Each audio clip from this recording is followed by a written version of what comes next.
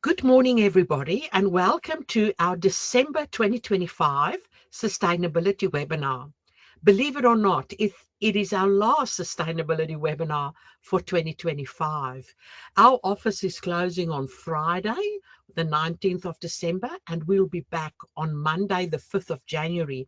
We are very excited at BDO in Melbourne because we are moving to new offices. So this week we're packing up in Docklands, and we're moving to 35 Collins Street on the other side of Collins Street. So today's webinar, the very last webinar for this year, my name is Aletta Boshoff, and I'll be presenting this webinar. Now, BDO acknowledges the traditional custodians of country throughout Australia and their connections to land, sea, and community. And we pay our respect to their elders, past and present, and extend that respect to all Aboriginal and Torres Strait Islander peoples. Now, I'm on the land of the Wurundjeri people of the Kulin Nation. Big news, we have launched on our website our sustainability webinars for 2026. So we'll continue with the last Wednesday of the month in 2026, and we'll have sustainability webinars. I want to say same time, same place, so 11 a.m. Melbourne time. We've scheduled them. You can register for all of them. The focus, as always, and I think it will be for a number of years, will be on AASB S2. In January, we'll start with what's changing and what's expected in 2026. In February, we'll look at making the case why sustainability should matter for CEOs and boards. And then you can see we go on a deep dive on AASB S2. In March, we look at the climate science. So climate science meets climate policy. In April, we look at governance. In May, we look at lessons learned from year one. We know that most year one clients with a group one clients with a 31 December year end will be reporting in March and April next year. So we thought May would be a very good time to have a look at what they've done and what lessons we can learn from what they've done. In June, we look at a climate risk assessment, how to conduct a climate risk assessment in July. We look at scenario analysis. We look at financial modeling. We look at metrics and targets. We look at decarbonization strategies, and finally, building your sustainability report. Now, many of our clients are Group 1 clients. Many of them will be reporting for 31 December year ends and up to 30 June year ends. But we also know that many of our webinar attendees are Group 2 or Group 3 clients. And therefore, next year's webinars will have a specific focus on Group 2s and Group 3s. We've also launched our IFRS and corporate reporting monthly webinars. The focus next year for these webinars will be IFRS 18, which is a new IFRS standard dealing with presentation of financial statements, and new formatting for profit and loss or an income statement. We'll have our normal webinar in May, getting ready for 30 June, and in November, getting ready for 31 December. But basically, the rest of the year and all the other webinars will have a focus on IFRS 18. IFRS 18 is effective for years beginning on or after 1 January 2027. And that's why we dedicate 2026 to get ready for that date. If we look at 2025, our sustainability webinars, we've worked through AASB S2, all the different pillars, and we're ending up with ensuring your mandatory sustainability report is assurance ready. If you've missed any of these webinars, you can access them on our website. You can download the PowerPoint slides. So it's not a problem if you've missed it. You can go back and have a look at them. We've also finished our IFRS and corporate reporting webinars for 2025. Last week, Dean Arden looked at tricks and traps of fair value measurement. I think in an earlier webinar, I flagged that we have worked with Quitch to record videos. So it's 5 between 10 and 15-minute videos each that are uploaded onto Quitch. So you can access these videos through your mobile phone. So you download the Quitch app, and then you can access these videos through the Quitch app. Now, you can do it on your laptop, but it's actually really good to access it through your mobile phone. So if you're traveling home on the train, you can watch some of these videos to give you an overview of sustainability reporting. If you want to find out more, you can link through to that as well. We are very excited about this initiative because it gives us the ability to do education around sustainability on the go. Then our very popular carbon accounting masterclasses. We present these quarterly. The next one will be on Wednesday, the 11th of February. Our previous one was in early December. Another thing that I want to flag is once you've attended the carbon accounting masterclass, you become part of our Carbon Accounting Masterclass alumni. And we also have alumni events that are being run quarterly.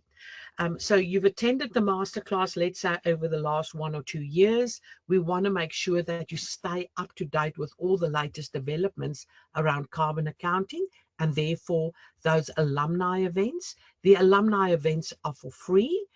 So you only pay for the Carbon Accounting Masterclass. It gives you 1 day of training, but you also are then locked into the free alumni events over time. So please have a look at those dates and register for those. Now, many clients are now busy to finalize their mandatory sustainability reports. We've got a climate-related disclosure checklist that can help you. You can download the checklist to make sure that you are ready. We also have a bit of an overview of the 4 pillars. And as always, I just want to flag that there's actually a 5th pillar, and that's general requirements that has been carried forward from AASB S1 to make AASB S2 and the mandatory sustainability report work, to make it connect to the financial statements. We need those additional 31 disclosure requirements. So a reminder of our disclosure checklist. Now, as always, I would like to start with the latest developments. And there has been a flurry of developments over the last couple of weeks. We also know that the Auditing and Assurance Standards Board, the Australian Auditing and Assurance Standards Board, is meeting today, and they might be publishing additional guidance. The things we are really waiting for is what should the assurance report look like? And I know there's been a lot of debate. We've submitted comment letters. So hopefully today they'll finalize an example or a template assurance report. The other thing we are still waiting for from ASIC or the Auditing and Assurance Standards Board is what would the director's declaration look like? We know it will be a separate declaration, a director's declaration, one for the financial statements and one for the mandatory sustainability report, but we haven't seen an example of that yet. So those 2 items are still outstanding. However, a flurry of activity. So first of all, last week, BDO Global and BDO Australia have launched our illustrative sustainability report. This is the front page, and there's a link to the actual report. There are some real world examples showing you exactly how these standards work. It's a very practical tool to help our clients to get ready, especially our Group 1 clients. And what we've tried to do is bring the governance, strategy, risk management, and metrics to life in this report. So please download this report. I think you'll find it very useful as an example or illustration. The other thing I want to note is our illustrative sustainability report should be read together with our illustrative financial statements. And this is what all our clients will be doing. You'll have financial statements, and then in the same annual report, you'll have a mandatory sustainability report. The two should be read together. The two should be integrated. So I've also provided a link here to our illustrative financial statements for the year ended 31 December 2025. These two go hand in hand. Another thing, and this is absolutely great news, we've been really pushing to get this done, and all the firms have been pushing and clients have been asking. So last week, the International Sustainability Standards Board approved the final amendments to IFRS S2, and then the Australian Accounting Standards Board, the amendments to AASB S2. I've put in a link to the announcement.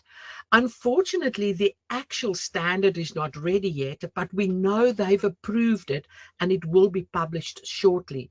Now, we've talked about this a lot. This is a really important amendment because for our clients, and we're the first in the world to implement IFRS S2. We needed these amendments to make it easier for our clients in Australia that are reporting for 31 December year ends.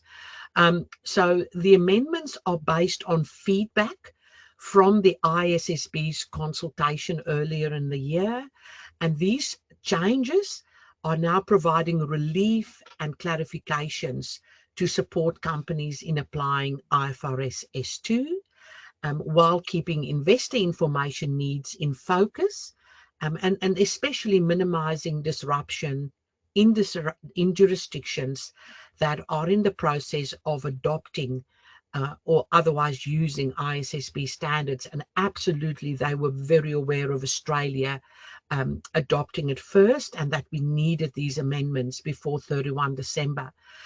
The amendments are effective for reporting periods beginning on or after 1 January 2027, but early application is permitted. Now, you will know that in our Corporations Act, if you early adopt an accounting standard or a sustainability disclosure standard, it needs to be approved. That early adoption needs to be approved by the board. So it's just a reminder of that, and that's a Corporations Act requirement. Now, Sue Lloyd, the vice chair of the ISSB, said when they released these announcements or announced these amendments, said that our priority in delivering targeted amendments to IFRS S2, especially around greenhouse gas emission disclosure requirements, has been to provide a timely response to challenges. And they are confident that the amendments will bring real relief to companies applying ISSB standards without significantly affecting the decision usefulness of information for investors. And they especially thank stakeholders, including members of the ISSB's Transition Implementation Group, the TIC, for engaging in this process and providing input on the amendments. And I think that's a really important aspect to note, that if there are implementation issues, we can raise it with this transition implementation group and we can already see action. So that's fantastic. This is really important for us. This is an overview of the amendments. We haven't seen the final standard yet, but this is what they've published as an targeted amendments at a glance. So it's all around greenhouse gas emissions disclosure requirements, and it's to deal with application challenges.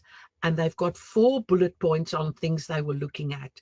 The one was around that an entity is permitted to limit measurement and disclosure of Scope 3 Category 15 finance emissions.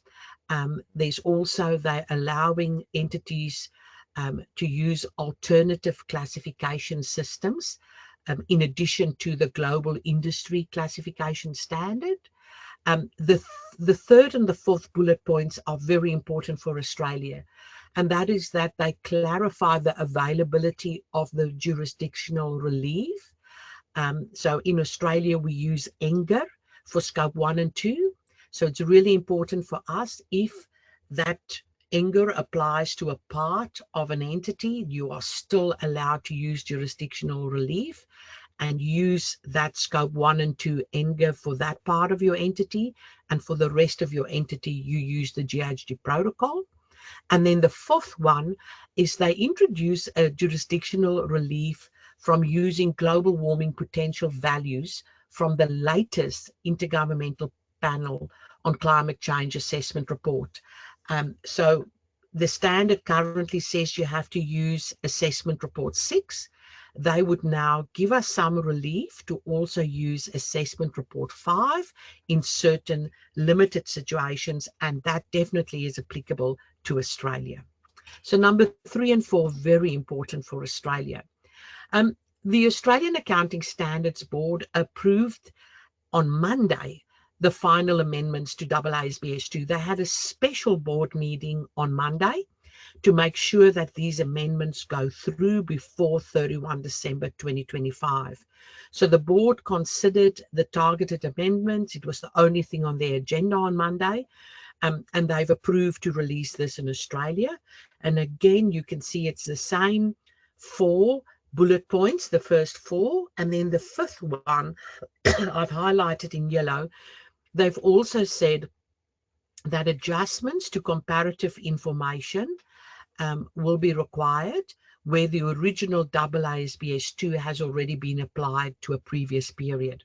So if there was an organization that's already applied AASB S2 using the original standard, and they now want to use these amendments, they have to restate comparative information. Now, to be fair, I'm not aware of any entity that's previously and earlier reported under AASB S2, but I suppose that is just to make 100% sure that that is available for those entities. If we look at the 4 amendments, I've touched on them very briefly when I looked at the AASB. I thought it might be good to discuss them more extensively because they are important. Amendment 1 is to clarify that an entity is permitted to limit its measurement and disclosure of Scope 3 Category 15 greenhouse gas emissions to financed emissions. So really what it's saying is an entity is permitted to exclude from its measurement and disclosure of Category 15 greenhouse gas emissions the emissions associated with financial activities. For example, facilitated emissions associated with investment banking activities and emissions associated with insurance and reinsurance underwriting activities. So this is a very big amendment for entities in the insurance industry or in commercial banking industry. So big amendment, some of our clients impacted by that. The second amendment, I'm not sure how extensively this would be applicable to Australia, because in Australia we don't have industry requirements in AASB S2. However, they have said they've replaced the requirement for an entity that participates in commercial banking activities or financial activities associated with the insurance industry to use the global industry classification standard to disaggregate financed emissions information by industry, with a less prescriptive requirement for the entity to select an industry classification system that enables it to provide useful information about its exposure to climate-related transition risks. So previously, these entities were forced to use the global industry classification standard, and now these entities can select an industry classification system that, in their view, is more appropriate. So this is a big change for them as well. As I said, Amendment 3 is really important for us. So we can now use the ENGR measurement standard for Scope 1 and 2 because it's a jurisdictional authority or an exchange that requires us to use ENGR for Scope 1 and 2. and therefore you'll use greenhouse gas protocol for other parts of your business to top up scope 1 and 2 and also for scope 3. So that's now very official. It's been clarified. We've always read it that way, but it's now been clarified. And then amendment number 4 is actually really important, and we've talked about it on a couple of occasions. And that is, we know that the Australian government publishes every year Australian National Greenhouse Account Factors. And in June this year, they've published the Australian National Greenhouse Account Factors for 2025. These factors are still using global warming potentials from the IPCC assessment report number 5. Now, under the previous or the original version of AASB S2, we had to use global warming potential from assessment report number 6, which would have meant we couldn't use our Australian National Greenhouse Account Factors. With this amendment coming through, great news, we can continue to use Australian National Greenhouse Account Factors, even though they are based on assessment report number 5. So again, this is a very important one. So that's the changes at the ISSB over the last week, at the AASB on Monday. But at the World Resources Institute, who are responsible for the Greenhouse Gas Protocol, they have opened a public consultation on Scope 2 and electricity sector consequential accounting. So there's 2 documents that they've got to open for consultation. The important one for us would be the Scope 2 one, but if you are in the electricity sector, that consultation would be important for you as well. I've got a link to the consultation. Originally, it was just a 60-day comment period, and they've now extended it by another 30 days. So it's open for consultation 90 days. I mean, this time of year, we just need a bit more time.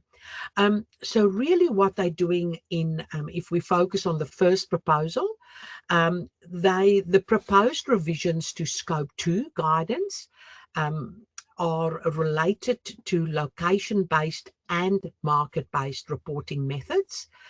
So they are introducing targeted improvements to enhance accuracy and transparency across location-based and market-based reporting methods. A central feature of the proposal is a new hourly matching and deliverability requirement for market-based reporting. Now, this is a complicated system. So in order to do market-based reporting, you need hourly matching and deliverability. So really complicated. It's an extensive consultation document. There's a lot of questions, quite complicated. I just want to remind you that under AASB S2, we are only mandated to disclose location-based scope 2 emissions. You can voluntarily disclose market-based, and if you do so, you will have to take consideration of this consultation in future. And then also recognizing that companies vary widely in data access and operational scale, the proposed revisions include multiple measures to help users manage these changes. So if this is relevant for you, please have a look, and we will address it in some of our sessions next year. So if you look at the Greenhouse Gas Protocol, the Scope 2 publication, and there's some consultation materials, and then you can also complete a consultation survey, which BDO will be doing. Another change, the Science-Based Targets Initiative, which is really important to validate targets set by organizations. They have also released a version 2 of their corporate net zero standard. The corporate net zero standard is open for, version 2 is open for public consultation. So again, an important document to have a look at. If you want to in any way get accreditation, for your targets. In order to include that in your disclosure, it's important to be across the standard. Another recent development earlier in December, the global GHG accounting and reporting standard for the financial industry, which in shorthand we refer to as PCAF, they have also released another edition and an update to their Part A financed emissions and Part C insurance associated emissions. They haven't made a change to Part B facilitated emissions. So there's an updated standard actually already released for your consideration. So very important for our clients in the financial services industry. And then we've received a save the date announcement. And the announcement is that the Greenhouse Gas Protocol will publish its first land sector and removal standard on the 30th of January 2026. At the moment, we have only an exposure draft. Now, this is a critically important standard for many of our clients in the mining and natural resources industry. And there's been a lot of debate. Should these clients for 31 December 2025 measure these emissions? If they measure it, should they refer to the exposure draft? How do they measure it? And now we've got a final standard coming out at the end of January. If you want to look at exactly what this is, so it's currently being finalized.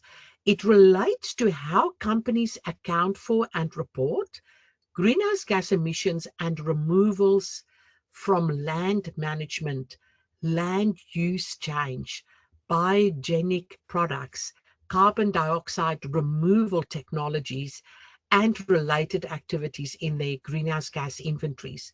So even though the standard is only being published on the 30th of January 2026, entities cannot ignore the emissions from these sources, and therefore, until we have the final standard, they should still be applying the exposure draft. So this standard has been developed over the last 5 years. Another new document. I've told you there's a lot of latest developments to discuss in this webinar. Last month, we talked about scenario analysis. And you will remember that in our September article in Corporate Reporting Insights, we talked about scenario analysis. Now, scenario analysis is complicated, it's difficult, and we've made it more complicated in Australia because we have to use 2 very specific scenarios for the purposes of climate resilience under AASB S2 paragraph 22. And as I've discussed last month, you could look at the Intergovernmental Panel on Climate Change and their scenarios, the latest one, the SSP scenarios, and there's also previously they had the RCP scenarios.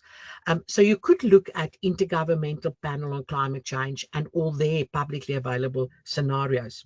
Another option is to look at the Network for Greening the Financial System, NGFS, scenarios.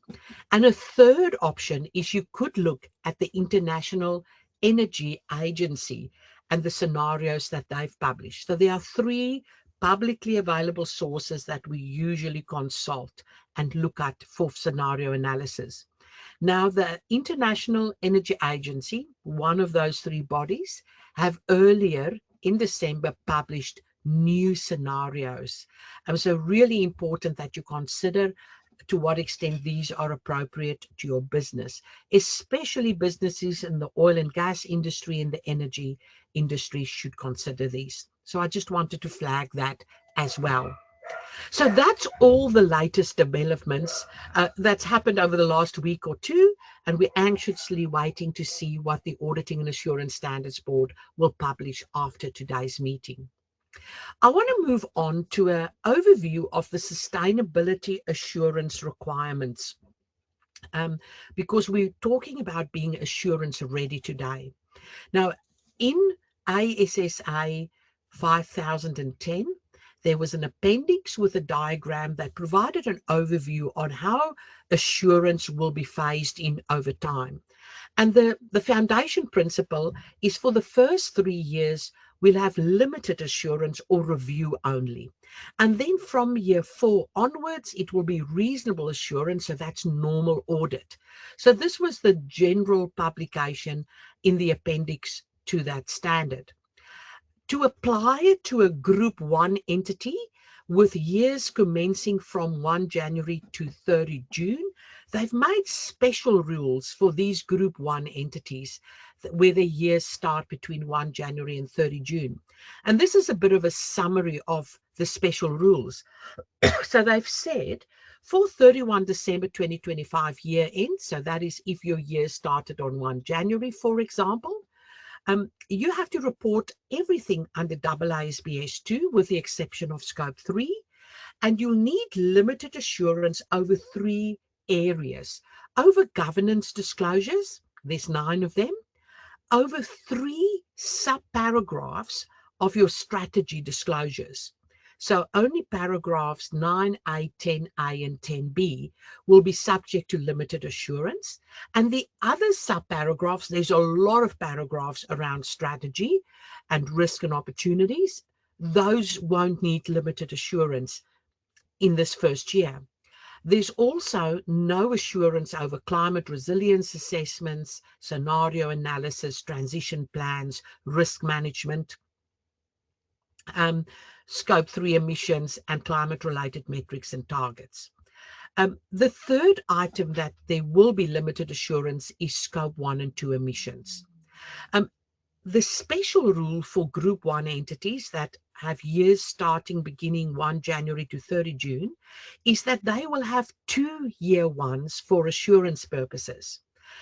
So for assurance purposes, also 31 December 2026, they will only have limited assurance over those 3 sections. And then only by 31 December 2029, so their 5th year of reporting, not their 4th year, their 5th year of reporting, they will need reasonable assurance. If you're a Group 1 entity and your years commence from 1 July to 31 December, you only have that 1 year of special consideration of limited assurance over only the 3 sections. And in your 4th year of reporting, you would already have reasonable assurance over everything, so normal audit. So that's just a bit of a recap of the requirements. So if you are looking at your first mandatory sustainability report, we will be focusing on assurance aspects for governance, strategy, the risks and opportunities as required, but only 3 subparagraphs, and Scope 1 and 2 emissions. Now, over the year and over the years, BDO has provided an overview of a sustainability reporting roadmap that we believe will put you in a good place to be assurance ready. So we've got 2 mandatory project streams, a project stream looking at carbon footprint measurement and a project stream looking at the other climate-related disclosures in AASB S2. And each of these project streams have 5 projects. The strategic focus, or the 3rd project stream, we've grayed out because that's all voluntary. And what you can see here, I've put the red blocks for the aspects or the projects that will be subject to limited assurance based on what we've discussed just earlier. So if you look at project stream 1, limited assurance will be required over your carbon inventory boundary, your basis of preparation, and your actual measurement of Scope 1 and 2 emissions. And then from a project stream 2, we will need limited assurance over establishing or approving your appropriate governance and risk management structure and conducting your climate risk and opportunity assessment. But altogether, to get ready for this report, 10 projects required. And this is just a bit of an overview on how we are doing it for clients. Usually for clients, we run the 2 project streams simultaneously. Project stream 1, we've got the 5 projects, and project stream 2, we've got 5 projects. That all of these projects take some time, so we run them concurrently. Really important to note that even though only certain aspects are subject to limited assurance in this first year, every aspect have to be conducted and reported. The only thing that you can exclude is project 4, and that is your scope 3 emissions. So even though you don't need limited assurance over scenario analysis, and you don't need limited assurance over financial modeling, and you don't need limited assurance over the whole mandatory sustainability report, incredibly important that the disclosures are still required by AASB S2. Today, I want to focus on how do you get your business assurance ready. So obviously, I'll focus on those 3 assurance topics that are subject to limited assurance. And then I'll also give you some thoughts on all the other information. How do you get ready for that? So assurance topic number 1, if we look at those greenhouse gas emissions, we've talked about this during the year. So a reminder that the biggest risk on measuring your carbon footprint is the completeness of the activity data, and therefore incredibly important that you reconcile your activity data for scope 1 and 2 measurement to the general ledger.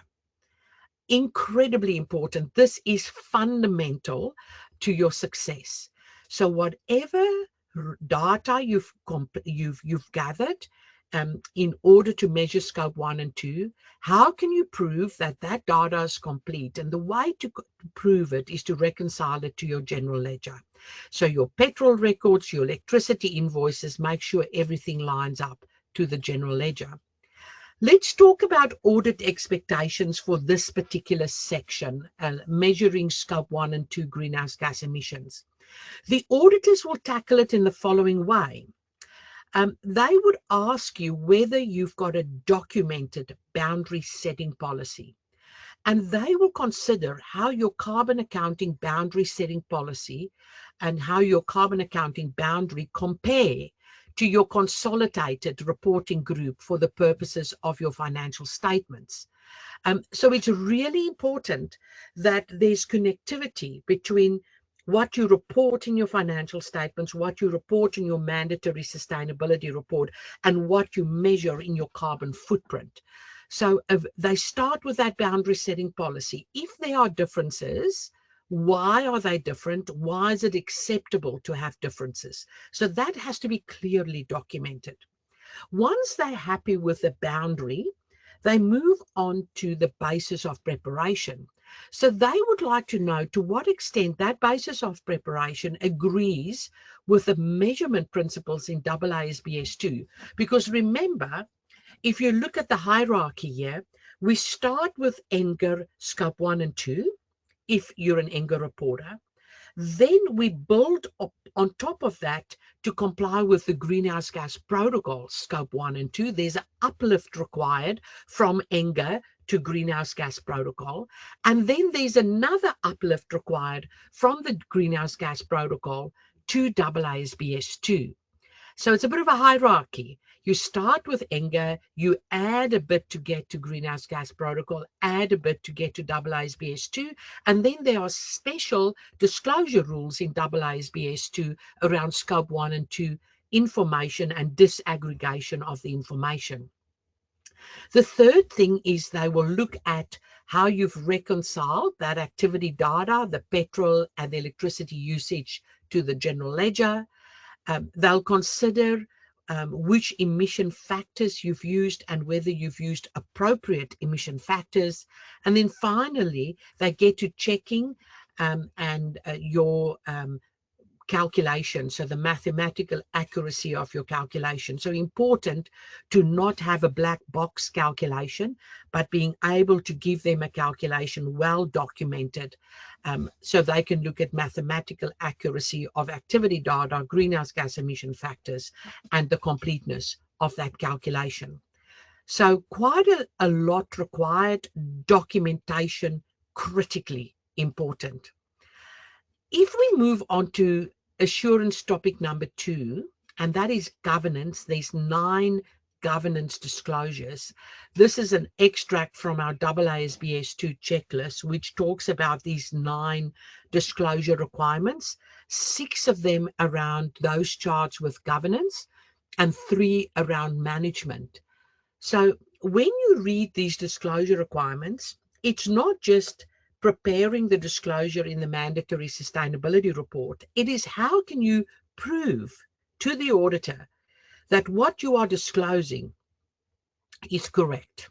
So what underlying documentation can you provide to the auditor to support this actual disclosure? So these are the disclosures, the 9 disclosures that we've discussed in a webinar earlier in the year. You can get it from the checklist. Some key questions, and it's really important to have all of these in place before the end of the reporting period. You cannot put this in place after the reporting period. You need it in place before the reporting period. If you've got a 31 December year end, all of this have to be in place before 31 December 2025. So questions are the responsibilities of the board and management clearly defined?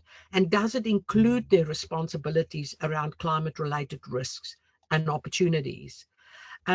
Does your company already have governance processes and bodies in place that explicitly address climate-related issues?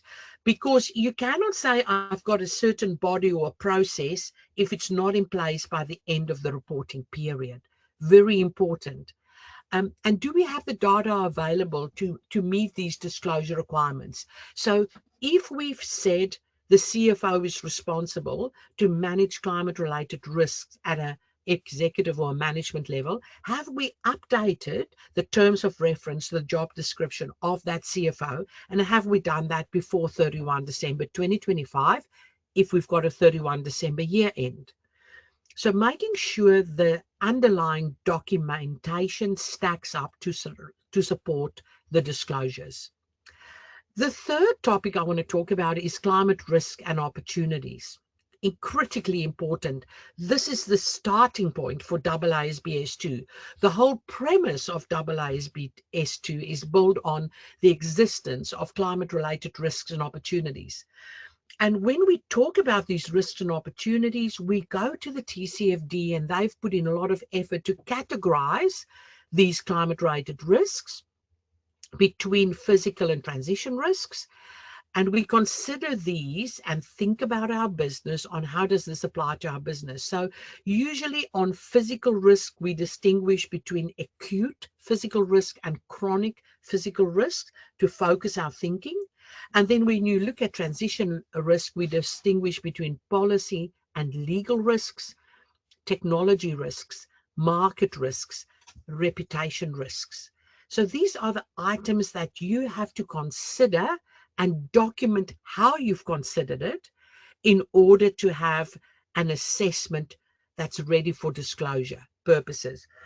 So in the TCFD, there's a lot of examples on what do they mean by all these categories. Have you considered it? Have you addressed it? And documentation of that process important. But we also have to look at opportunities. So have you considered the opportunities around resource efficiency, energy sources, products and services, markets, and resilience? So really important, there's only 3 disclosure requirements here that are subject to assurance. The first one is an entity shall disclose information that enables users of general purpose financial reports to understand climate-related risks and opportunities that could reasonably be expected to affect the entity's prospects. All right, so we use the terminology could reasonably be expected to affect the entity's prospects. We do not talk about material risks and opportunities. No, we talk about risks and opportunities that could reasonably be expected to affect the entity's operations or prospects. And then we disclose material information about these risks. So that's the first one. The second one, in paragraph 10A, we have to describe our climate-related risks and opportunities. So it's not just listing them, describe how these climate-related risks and opportunities could reasonably be expected to affect the entity's operations. And then the third one, paragraph 10b, an entity shall explain for each of these risks and opportunities whether the entity considers it to be a physical risk or a climate-related transition risk. So those are the only aspects within strategy that is subject to assurance in year one. So maybe a few comments around those. First of all, AASB, the starting point for AASB S2 is the identification of climate-related risk of opportunities. Most of your time should go into the identification of climate-related risk and opportunities. This should be an extensive process. Consider your whole value chain and document that. The second thing is a basic understanding of climate science around physical risk and climate policy around transition risk is essential to identify and assess climate-related risks and opportunities. And it's critically important to reference the research done by Intergovernmental Panel on Climate Change, the Australian Government on the National Assessment of Physical Risks, CSIRO, International Energy Agency, NGFS. So use publicly available information as far as possible. It's incredibly important to conduct and document a comprehensive climate risk and opportunity assessment, because this is the starting point of AASB S2, so to conduct it and document it. It's important that you consider, as you do your climate risk and opportunity assessment, it's really important to consider your existing enterprise-wide risk management framework. So we do not want different risk management frameworks. We want one enterprise-wide risk management framework. That's what you should apply. Your descriptions around likelihood, consequence, consider your controls, consider your risk appetite, consider your risk matrix, and then update your enterprise-wide risk register to include climate-related risks. And then very importantly, I made reference to it earlier, materiality should not be used in relation, materiality should be used in relation to information and not in relation to climate-related risks and opportunities. So when we look at climate-related risks and opportunities, we consider those risks and opportunities that could reasonably be expected to impact the prospects of the business. And then we disclose material information about those risks. So you don't apply materiality over risks and opportunities. Maybe a few audit implications around these risks and opportunities. First of all, you can see I've put on the right-hand side, not documented, not done. ASIC has a very firm view around financial statements and also mandatory sustainability reports. If it's not documented, it's not been done. So a few questions to ask yourself. Have you conducted a physical risk assessment for your critical distribution centers, critical locations? So a physical risk assessment. And by the way, at BDO, we have a tool that we can help you to do a physical risk assessment based on your address. The second thing, have you conducted a transition risk assessment? Have you considered across your whole value chain, policies, legal risks, technology risks? So have you done physical and transition risk assessment? Have you documented that risk assessment in a climate risk and opportunity assessment report that you can hand over to the auditor? And are you including references in there? Do you have a documented methodology to perform your climate risk and opportunity assessment? Do you have a risk management framework? Have you prepared and or updated your risk register, including controls? Do your findings align with the latest climate science? For example, the Intergovernmental Panel on Climate Change Assessment Report 6. Have you considered industry views, competitors? Have you considered the whole value chain? Have you considered all the risks and opportunities outlined in the TCFD? And that's what I've referred to earlier, the Task Force on Climate-related Financial Disclosures. So just a few things to think about. Get ready so you can give it to the auditor to support those 3 disclosures. So I've tried to give you a bit of an overview on expectations of auditors around those 3 areas. But there's a very important point around all the other information. We still have to prepare a mandatory sustainability report to deal with all the other requirements of AASB S2, with the one exception of Scope 3. So what are auditor expectations around that information? The auditors will not ignore that information. The auditors will still read and review that information to make sure that it's not inconsistent with the parts of the financial statements and the mandatory sustainability report where they're providing limited assurance. So they will have a look at whether you have addressed all the disclosures, whether you've done scenario analysis, whether you've done financial impact, whether you've aligned your scenario analysis with the scenarios mandated by the Corporations Act. So it's not as if they turn a blind eye to these other disclosures. They still look at it quite extensively. So important to be able to provide that information to them as well. Even though they don't have sign-off over that, they will still consider it.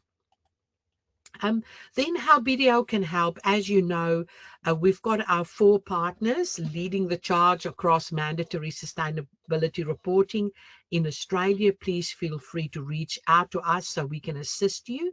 You can register for our monthly sustainability news or corporate reporting insights. You can register for the webinars next year. I would like to end this webinar by thanking you for your support during 2025. Many of you have been attending these webinars each and every month or have been watching recordings. So thank you very much for that. So from our team to your team, thank you for your support. This is a photo of just our Melbourne team. We went out to the Yarra Valley on the 5th of December, and we had a lovely day there, a lovely lunch. No talk of sustainability reporting on the day. It was a break away from sustainability reporting. We would like to wish you and your loved ones a safe and a relaxing break. And if you celebrate Christmas like me, Merry Christmas, and we are looking forward to see you in 2026. Take care.